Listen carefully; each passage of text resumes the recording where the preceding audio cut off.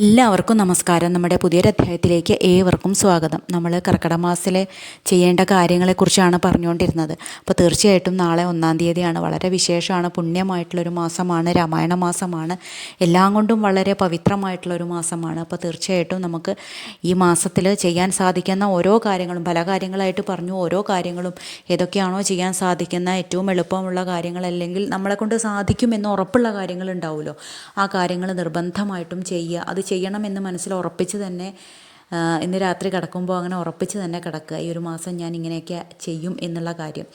അതുപോലെ തന്നെ നാളെ 30 വ്യാഴാഴ്ചയാണ്. വ്യാഴാഴ്ച വ്രതം എടുക്കുന്ന ആൾക്കാർക്ക് വളരെ വിശേഷമാണ്.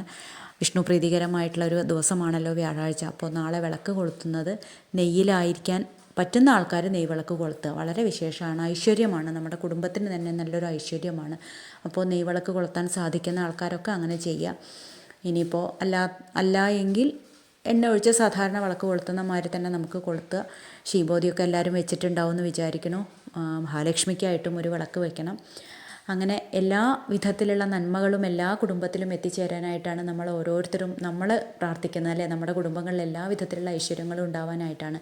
അപ്പോൾ ക്ഷേത്ര ദർശനം വളരെ നിർബന്ധമായിട്ടുള്ള കാര്യമാണ്. പറ്റുന്ന ആൾക്കാരൊക്കെ രാവിലെ തന്നെ അമ്പലത്തിൽ പോയിട്ട് ഭഗവാനെ കണ്ട് തൊഴുക. അതിൽ പരം ഒരു ഐശ്വര്യവും അനുഗ്രഹവും വേറെ എന്താ ഉള്ളത്?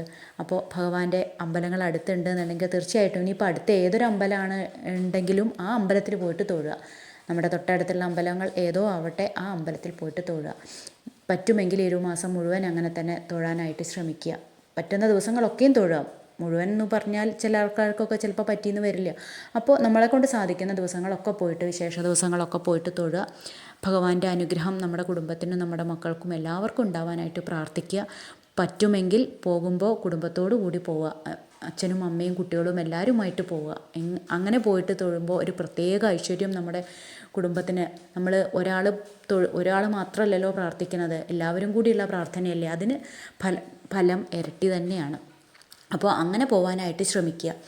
അപ്പോൾ എല്ലാ കുടുംബങ്ങളിലും എല്ലാ വിധത്തിലുള്ള അനുഗ്രഹങ്ങളും ഐശ്വര്യങ്ങളും ഉണ്ടാവട്ടെ എന്ന് ഭഗവാനോട് ആത്മാർത്ഥമായിട്ട് പ്രാർത്ഥിക്കുകയാണ്. എല്ലാവർക്കും എല്ലാവിധ നന്മകളും ഉണ്ടാവട്ടെ. എല്ലാവർക്കും നന്ദി, നമസ്കാരം.